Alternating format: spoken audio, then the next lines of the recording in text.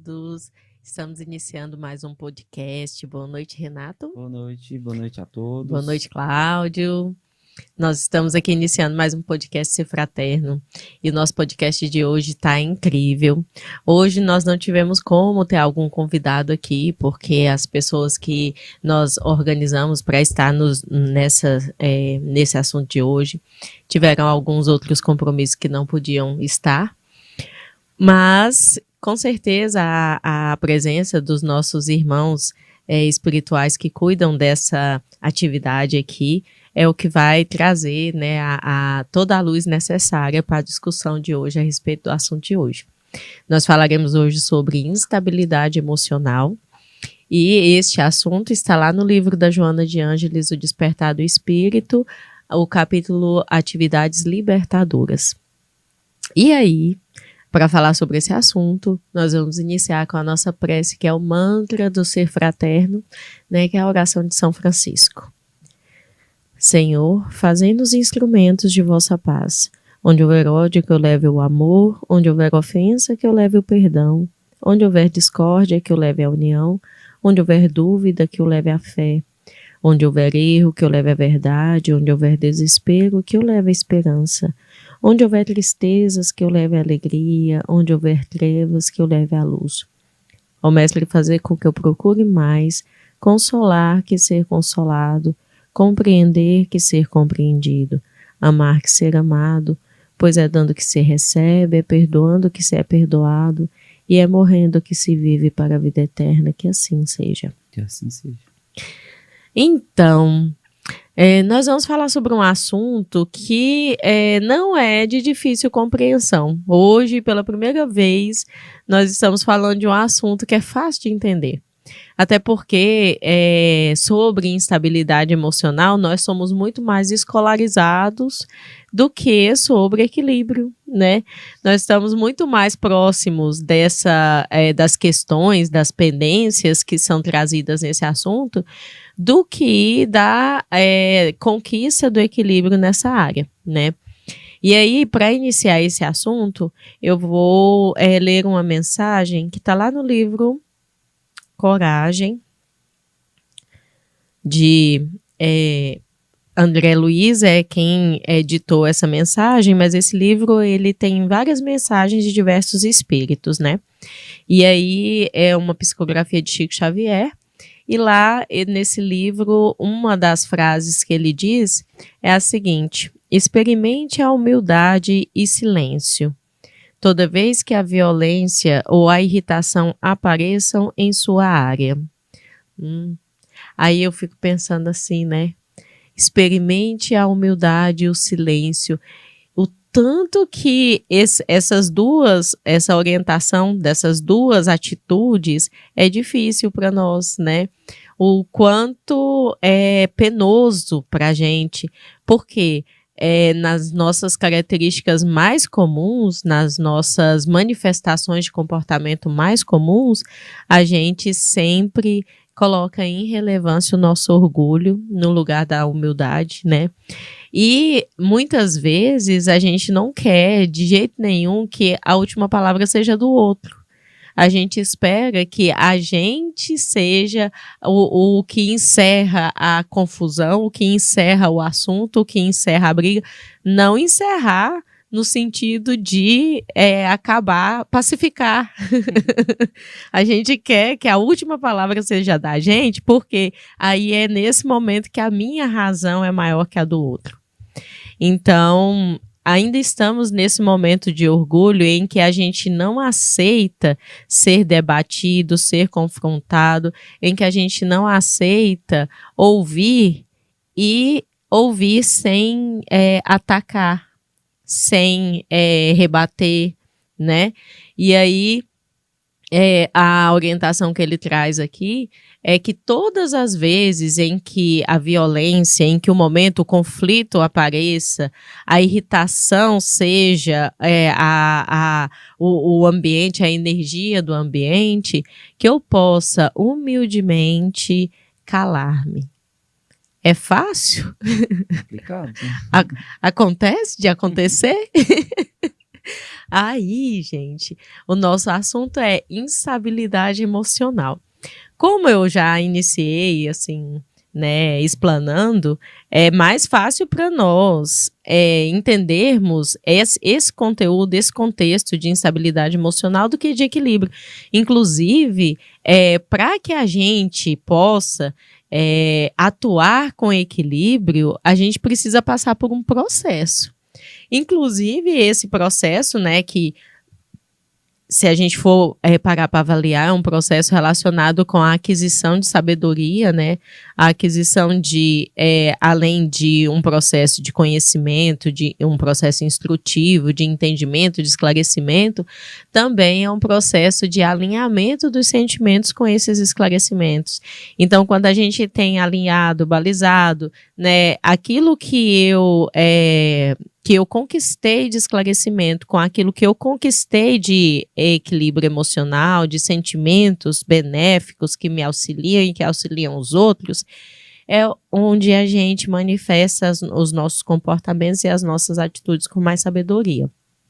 E a Joana de Ângeles traz nesse capítulo exatamente, e esse capítulo é chamado de atividades libertadoras, porque ela traz orientações de como eu posso, através dos recursos existentes, encontrar a libertação para os meus dilemas, para as minhas dificuldades. E, neste caso, o dilema que ela coloca em questão é a questão emocional.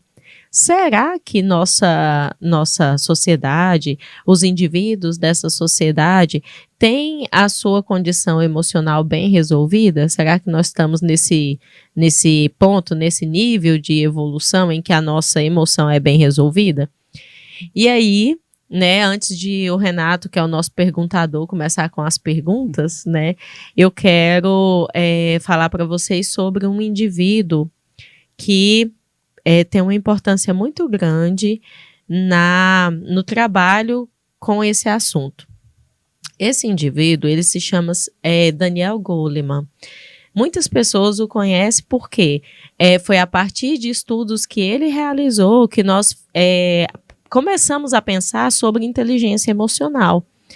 Até então, a gente não pensava sobre isso, a gente pensava que a única inteligência que existia era a aquisição de inteligência intelectual, né? Então, existia inclusive todo um estudo, todo um trabalho voltado para medição da inteligência das pessoas, que nós chamamos, né, as pessoas que fazem esses estudos por aí, chama de QI, né? Que não é quem indica, viu, gente? Isso daí virou um termo muito usado por aí no mundo, né? Das pessoas que conquistam as coisas porque tem quem indique, né? Tem QI, mas não é isso. O QI é um quociente intelectual, que é uma medição, uma medida, em que a pessoa que está na medida X é uma pessoa que tem uma inteligência intelectual mais adiantado que os outros. Aí tem os medianos, tem os que estão muito abaixo desse coeficiente, né? E aí as pessoas acreditavam que só existia esse tipo de inteligência. E aí, a partir desses estudos feitos por esse Daniel Goleman é um senhor de 78 anos, ele é jornalista científico lá nos Estados Unidos, escreveu por 12 anos na revista The New York Times, né, e ele escreveu artigos científicos sobre comportamento e sobre estudos feitos a respeito do desenvolvimento do cérebro. E aí, lá nos Estados Unidos e internacionalmente, ele se tornou um escritor de renome, psicólogo, jornalista da ciência e consultante incorporado. Ele é filho de professores universitários e formou o seu doutorado em Harvard, onde ele também dava aulas. Alguns livros dele, né, são de extrema importância: o Inteligência Emocional, Trabalhar com a Inteligência Emocional, Emoções que Curam, Conversas com o Dalai Lama sobre a Mente Aberta e Emoções e Saúde, Emoções Destrutivas e Como Dominá-las, Um Diálogo com o Dalai Lama, Inteligência Social, a Nova Ciência das Relações Humanas, Ecointeligência, Foco, o Motor Oculto da Excelência, A Força para o Bem, Vital Lies, Simple Truth, que quer dizer, né, mentiras vitais e verdades simples. The Psychology of Self-Deception, a arte da meditação e a mente meditativa. Então, tudo isso são obras que ele escreveu. E aí, esse livro dele sobre as emoções, a inteligência emocional, é um livro muito trabalhado para que as pessoas possam buscar realmente uma forma de aprimorar as questões das emoções. A gente pensava que só é possível aprimorar determinadas habilidades, e aí a gente foi aprendendo com o tempo que existem diversas inteligências. E essas diversas inteligências podem ser aprimoradas, cada uma de acordo com as preferências de cada indivíduo. Cada indivíduo manifesta em si diversas inteligências.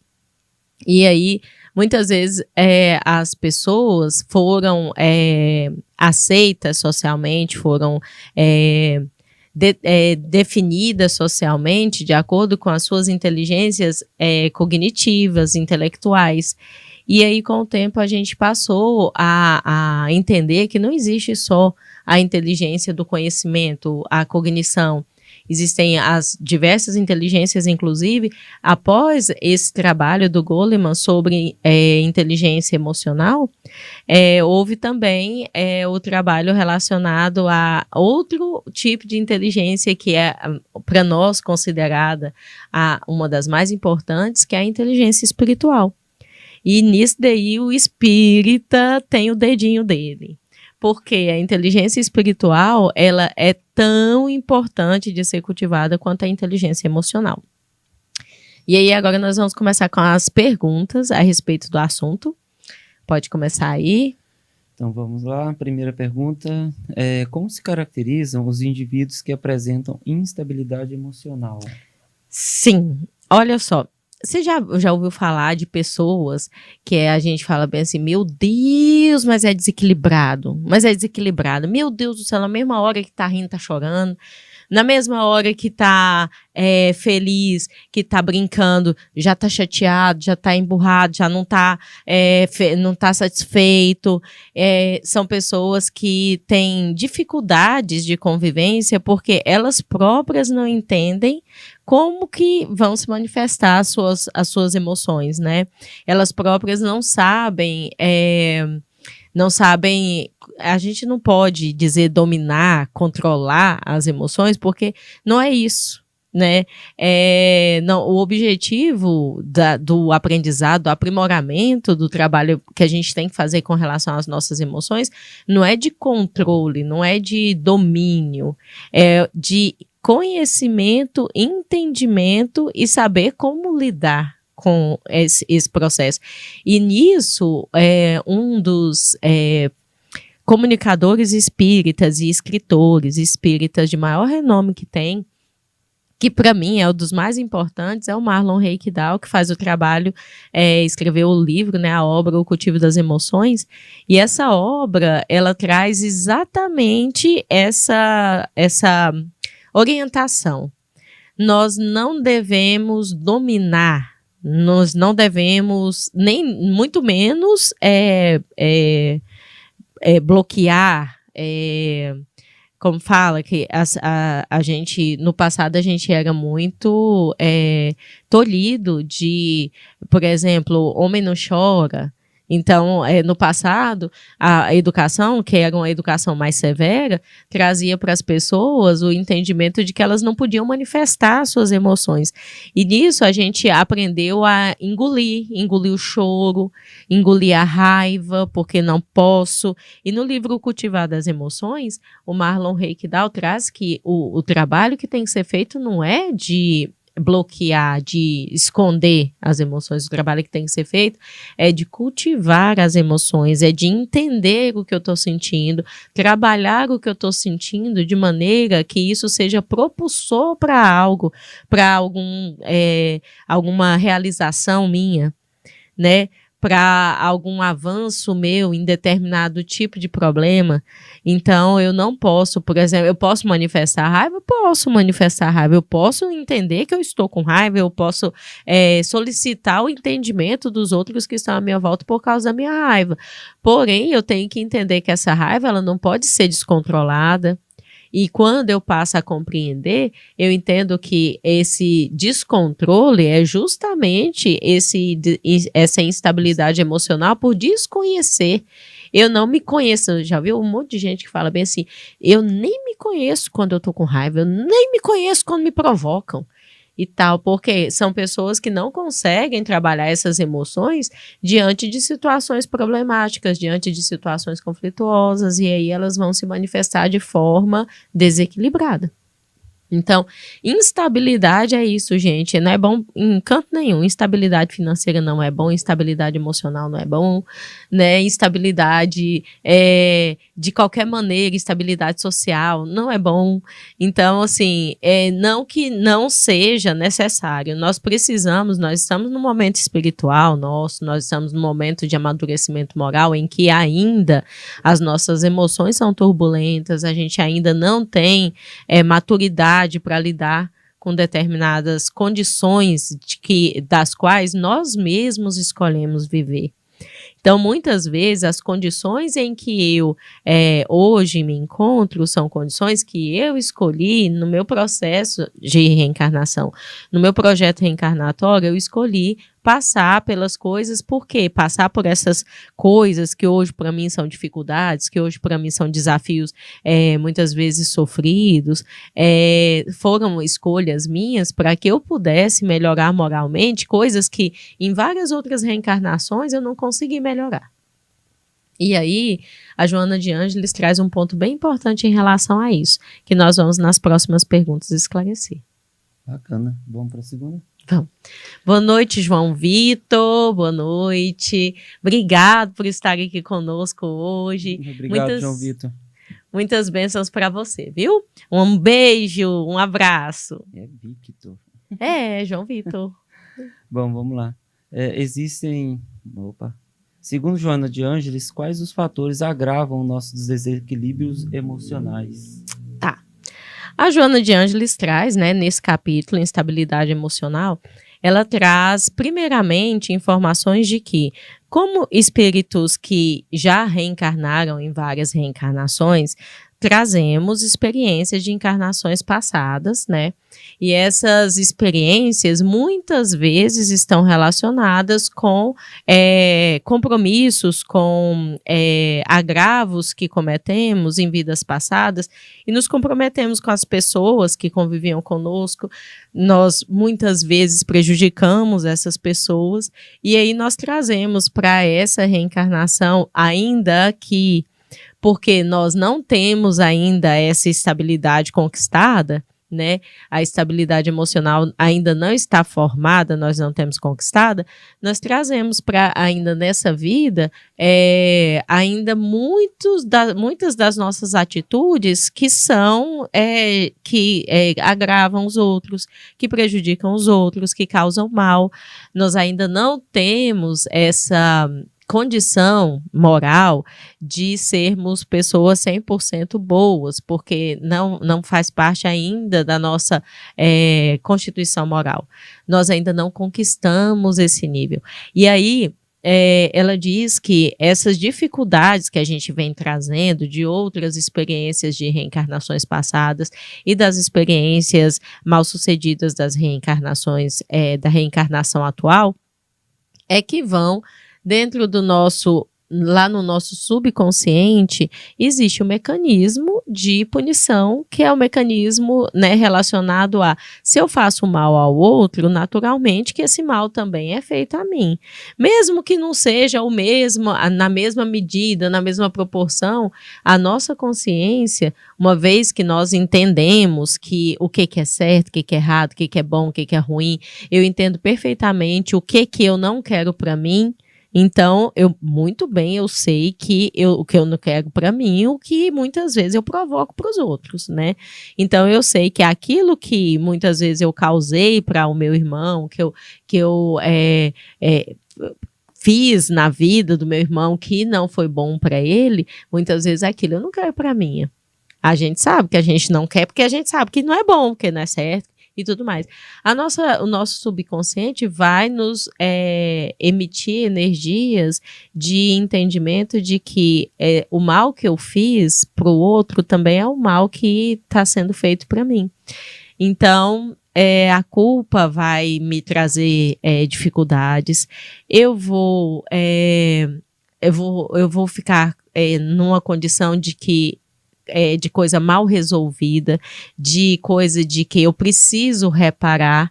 Então, a Joana fala da importância que tem, né, para a constituição da nossa maturidade moral e emocional, a gente entender que aquilo que eu fiz de mal para o outro só vai ficar bem resolvido para mim, eu só vou poder deitar com a cabeça no meu travesseiro e dormir bem o dia que eu conseguir, né, através das minhas atitudes, reparar aquele mal que eu cometi, né, estabelecer uma condição de perdão para mim, que eu preciso de me perdoar pelo mal que eu fiz, e perdão para o outro.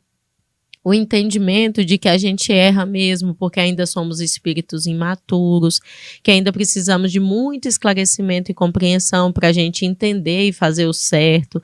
Paulo de Tarso dizia, né, quando na condição de Saulo já, né, quando na condição de Paulo já, né, que ele era Saulo, e aí depois ele, depois de conhecer, né, realmente entender realmente o propósito do Cristo, ele passa a trabalhar em favor, né, da causa do cristianismo e é chamado de Paulo. E aí Paulo, ele dizia que o bem que ele sabe que ele deveria fazer, ele não consegue fazer, porém o mal que ele gostaria de evitar, esse ele faz sempre. Então, é bem a descrição da nossa natureza. A gente ainda derrapa muito por causa do nosso orgulho, por causa do nosso egoísmo, a gente ainda derrapa muito nesse processo de querer fazer o bem, mas ainda não dá conta. A gente quer fazer o bem, mas a gente ainda comete muitos erros. Tem muita gente até que diz assim, mas eu fiz isso por amor. Ou seja, é uma justa causa, né? É lógico que é a melhor causa fazer por amor determinadas coisas, mas está causando um mal para o outro, e um mal horrível às vezes, um mal que vai marcar a vida do outro por muito tempo, às vezes com dificuldade muito grande de perdão nessa situação, e a pessoa utiliza esse argumento, né, que é um argumento extremamente maldoso, né? Então, quero dizer boa noite aqui a Barça Assis, viu? Muito boa noite, obrigado por estar nos assistindo. Obrigado. E aí, e esse é o processo, né? A gente... Barça. E aí, esse é o processo. A gente está nessa condição ainda de que a gente não consegue fazer o bem que a gente deveria fazer, e muitas vezes a gente usa essa justificativa de que, mas a minha intenção não era essa, a minha intenção era boa, eu queria ter feito o bem e eu não dei conta, eu não fiz, né? Então não era essa, eu não queria que me entendesse dessa forma. Então muitas vezes o que a gente fala, o nosso comportamento, a nossa atitude, ainda por estar carregada com as nossas ideias, nossa cultura, né, por estar carregado com todo esse processo de criação, de constituição que nós temos, que nós tivemos, acaba nos prejudicando na questão de amadurecer ainda, né, esse processo de amadurecimento emocional. Outra coisa que a Joana de Ângeles deixa bem claro é a questão também de como foi a nossa educação de berço. Então, assim, ela fala muito a respeito de que as pessoas hoje manifestam, por exemplo, dificuldades na questão emocional que não foram trabalhadas ou que foram mal trabalhadas na infância.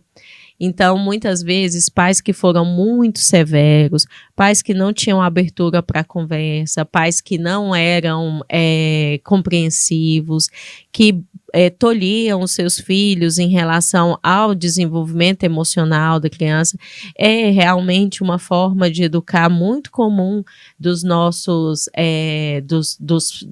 pais e avós, porque era a forma que eles compreendiam como a melhor educação. E a gente não pode dizer que eles estavam errados, porque hoje estamos aqui, né? Estamos aqui pessoas dignas, pessoas que sabem e entendem qual foi esse processo. A gente entende que, por mais que muitas das punições causaram traumas em muitas pessoas, e isso gera alguns bloqueios emocionais, a gente sabe também que foi a geração que teve os recursos que eles tiveram eram diferentes dos recursos que nós temos hoje. E aí hoje nós temos vários estudos comprovando a necessidade que nós temos de trabalhar as nossas emoções de forma mais cuidadosa, né? Então, nós precisamos buscar mesmo meios de conhecermos nossa condição emocional, e existem inúmeros recursos que nós podemos recorrer para que nós não tenhamos tanto, sejamos tanto reféns dessa questão, reféns de nós mesmos, né? Porque o problema principal é o quanto essa instabilidade nos causa mal e causa mal às pessoas que convivem com a gente, né? Quando nós não sabemos trabalhar as nossas emoções, nós somos pessoas muito difíceis de conviver. E as pessoas que convivem com a gente sofrem também, porque todo mundo que convive com a gente nos ama, quer o nosso bem.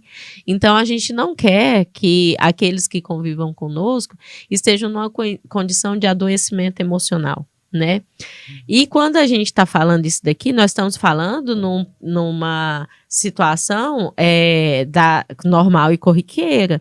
Aqui nós não estamos falando de um adoecimento psicopatológico, porque daí já existem outros meios, né, de buscar uma condição de tratamento. Aqui o que a Joana de Ângelo está falando é da pessoa comum. Nós todos, pessoas comuns, temos ainda que trabalhar muito, que aprimorar muito a nossa condição emocional. Legal. E existem estudos que abordam a existência da área da inteligência humana, denominada inteligência emocional. Seria possível aprimorar essa inteligência? Ela pode ser trabalhada? Então, a Cora Coralina falava bem assim, que até o amor se aprende. Então, o que acontece? Tem gente que pensa que é temperamento, que as pessoas, mas esse é o temperamento, nasceu assim, vai morrer assim. Né? Aquela síndrome de Gabriela, né? Nasceu assim, vai morrer assim, que não tem jeito, que as pessoas não têm jeito. E as coisas não são dessa forma. Jesus, ele trouxe para nós esse entendimento de que todos nós somos capazes de atingir a perfeição. E ele, independente da condição que a pessoa chegava até ele pedindo ajuda, pedindo para ser curado e tudo mais, ele sempre colocava na responsabilidade, no potencial da pessoa, que a fé dele te curou. Então ele dizia, a sua fé te curou. Por quê? Porque ele entendia que o potencial estava na gente. Ele entendia que nós somos deuses, nós temos esse potencial em nós. E todos nós, independente de quem seja, por pior que seja a criatura no nosso ponto de vista, Jesus não olhava para nós da forma como nós olhamos para o nosso irmão. Muitas vezes, sem nunca nem ter falado com a pessoa, sem ter conhecido a pessoa, a gente já faz julgamentos. A gente já faz pré-julgamentos da pessoa. Então, assim, Jesus não tinha esse pré-julgamento. E aí, por nós sermos seres de luz, que estamos aqui, que a única coisa que nós temos de certeza é que nós vamos chegar à perfeição, então nós sabemos que tanto a inteligência cognitiva quanto a inteligência emocional e também a inteligência espiritual pode sim ser aprimorada. E quando eu falei do Daniel Goleman, justamente porque ele abriu esse processo de estudo científico nessa área e, através dele, muitas escolas e muitas universidades passaram a trabalhar as questões emocionais, que eram coisas que não eram trabalhadas. Né? Então, hoje, por exemplo, eu como professora de educação infantil, existe um processo durante o ensino-aprendizagem dessas crianças em que a gente trabalha desde o começo do ano até o final do ano com elas o tempo todo, emoções e formas mais assertivas de resolver conflitos entre elas. Então, a gente, por exemplo, ajuda a criança a entender quando ela está com raiva, por que ela está com raiva, a ela verbalizar o que é que está acontecendo com ela. Muitas vezes ela não entende, aí a gente pensa assim, hoje a gente faz isso com as crianças. Quantos de nós adultos não sabem o que se passa na turbulência de conflitos emocionais que a gente tem, o que está se passando na nossa cabeça, no nosso coraçãozinho, gente. Aí a gente vai procurar psicólogo, não sabe nem verbalizar o que está acontecendo. E procurar psicólogo é só em último caso, viu, gente? Porque a maioria de nós não vai. Não vai. A maioria de nós acha que ainda existe o preconceito que psicólogo é só coisa pra gente doido, né? Psicólogo, psiquiatra é só coisa pra gente doido. Então, assim, a gente precisa muito buscar aquilo que eu falei lá na mensagem do André Luiz, da nossa humildade e o silêncio das vozes da nossa cabeça para entender a nossa essência, para buscar, né? Porque muitas vezes a gente não quer também ir atrás de se compreender. Porque muitas vezes, inclusive, os nossos desequilíbrios emocionais chamam muita atenção das outras pessoas e isso nos coloca numa condição de conforto, porque eu quero chamar atenção, né? Então, muitas vezes, os meus chilique, meus pitis, trazem um monte de gente para minha volta e faz um monte de gente ficar me paparicando, querendo me acalmar, querendo buscar aqui meios de me ajudar. Então, nesse ponto, muita gente aí fica aí bem tranquilo com seus conflitos emocionais sem resolver, né? Certo. Próxima. Uhum. Quais os recursos Joana de Ângeles elege como básicos para auxiliar os indivíduos a recuperarem o equilíbrio emocional? Sim, esse livro ele traz do começo ao fim a premissa conhece-te a ti mesmo. Então, a busca do indivíduo voltar para si, de ele desconectar um pouco desse todão que eu não estou falando aqui só de mídias, não só de vida social, mas de todo essa demanda que esse mundo externo nos oferece e que faz com que a gente cada vez mais fuja e se distancie da própria essência, né? Muitas vezes eu me torno o que o mundo é, o que as pessoas que convivem no meu convívio social são. Né? Nós dois, por exemplo, gostamos muito do universo do rock e tudo mais. Esse é um universo que a gente tem uma afinidade muito grande. Então, muitas vezes a gente se vê pegando assim, mas e aí? Será que é isso mesmo que eu gosto? Será que é isso mesmo? Será que tudo que envolve esse ambiente é realmente o que eu gosto? É realmente o que é a minha essência? Então, muitas vezes a gente se fixa se ancora, né, nessas bases que é o que me define. Então, muitas vezes, o que me define? Eu sou professora, então isso me define. Então, tudo que está relacionado a esse mundo de professor é o que realmente eu sou. Será que eu concordo com tudo? Será que isso tudo é o que me faz bem? Será que isso tudo é o que me desenvolve? E aí, muitas vezes, a gente para de se questionar, para de procurar realmente nos momentos de dor e de conflito. Às vezes a gente cai numa situação de pensar bem assim, gente, para onde que eu estou indo com a minha vida?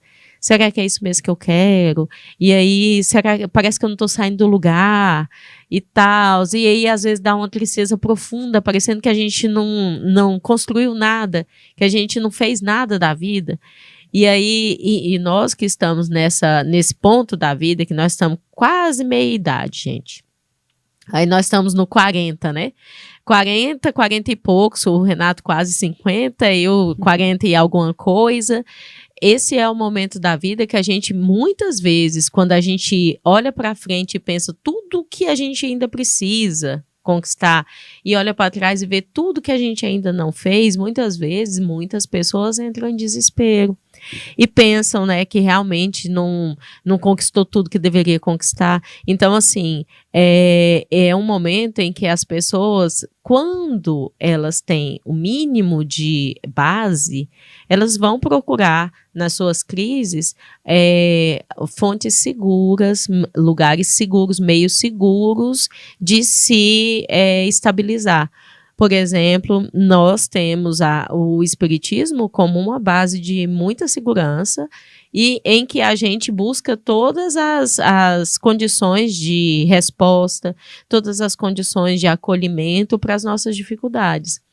Também existem, né, os profissionais de todas as áreas que podem auxiliar, os profissionais das terapias, os profissionais, e Joana de Ângeles fala muito da importância de a gente buscar, primeiramente, o que me faz bem, o que me faz feliz nos momentos de crise, porque é nesses pontos chaves que nós vamos encontrar forças para seguir adiante.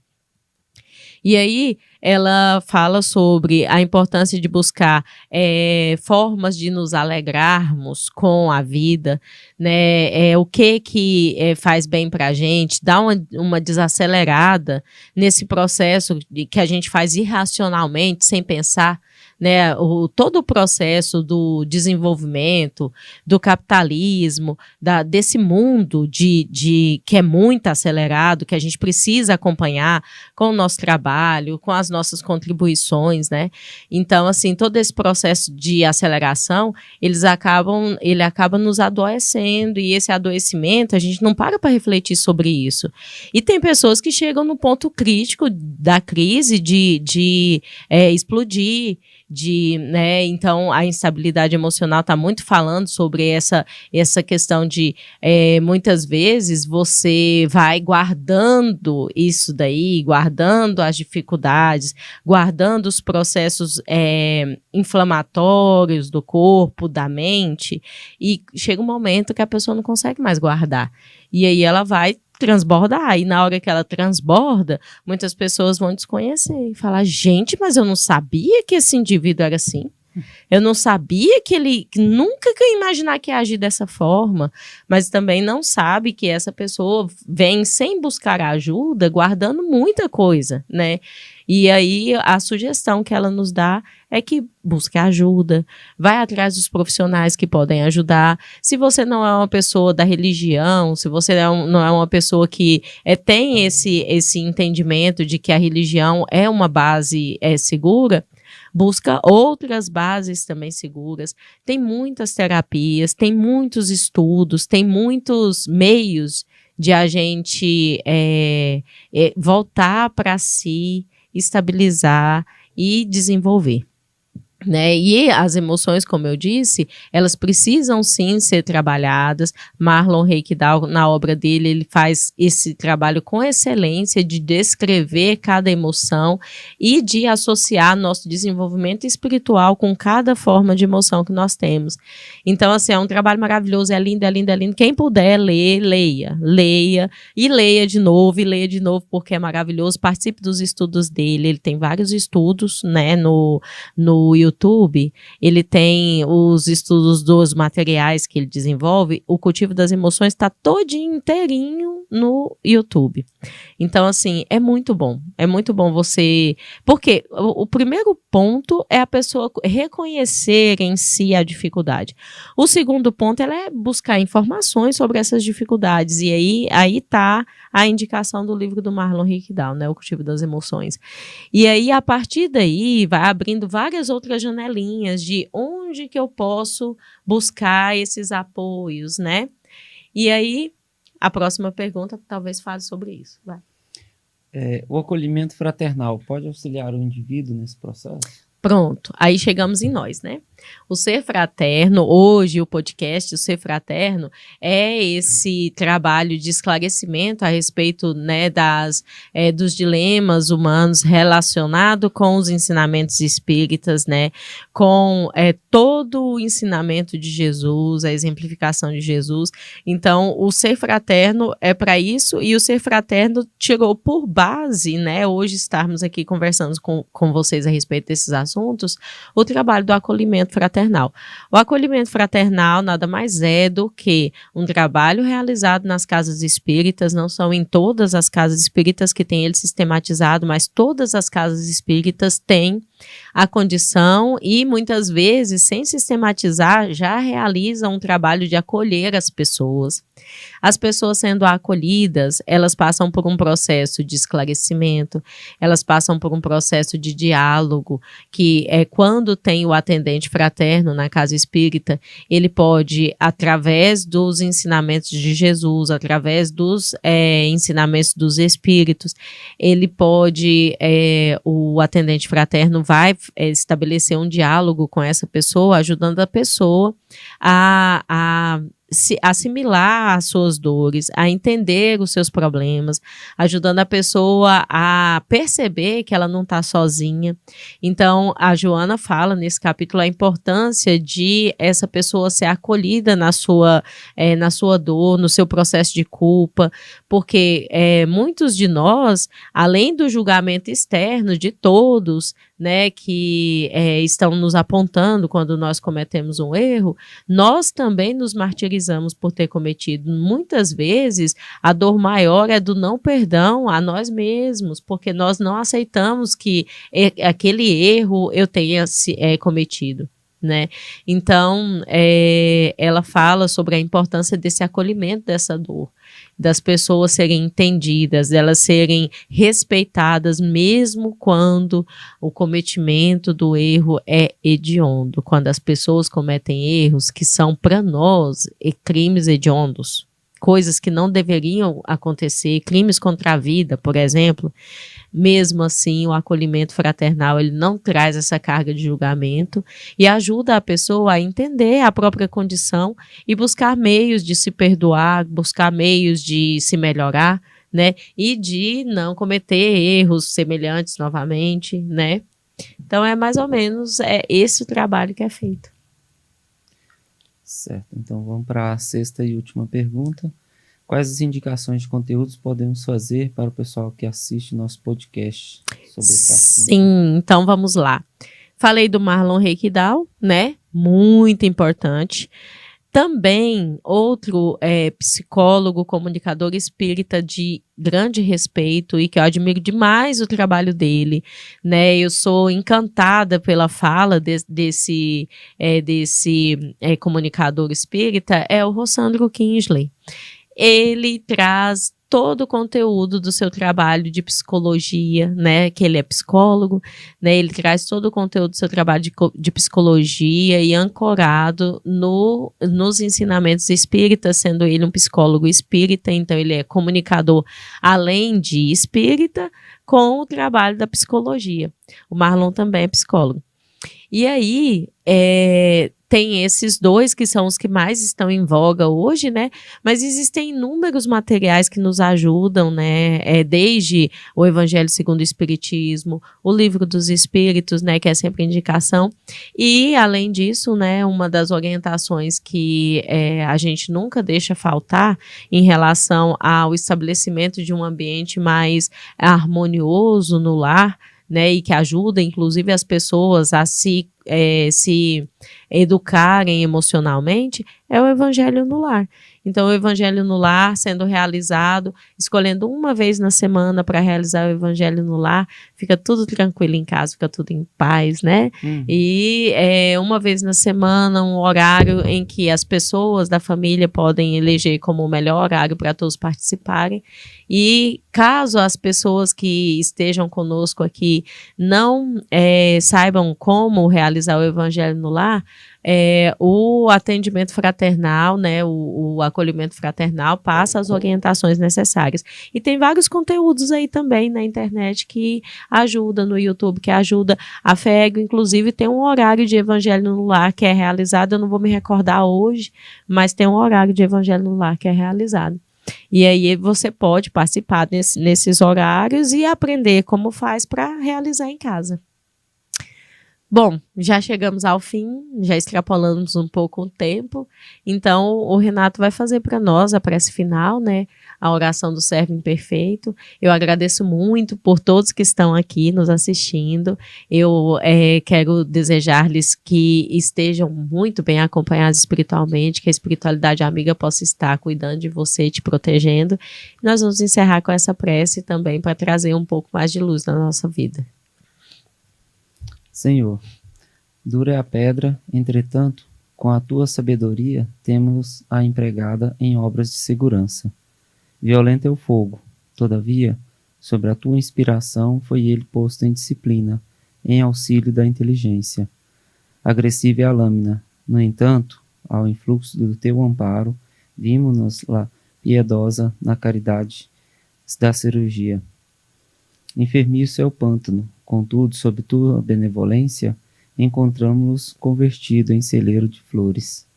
Eu também trago comigo a dureza da pedra, a violência do fogo e a agressividade da lâmina, e a enfermidade do charco, mas com a tua bênção de amor, posso desfrutar o privilégio de cooperar na construção do teu reino.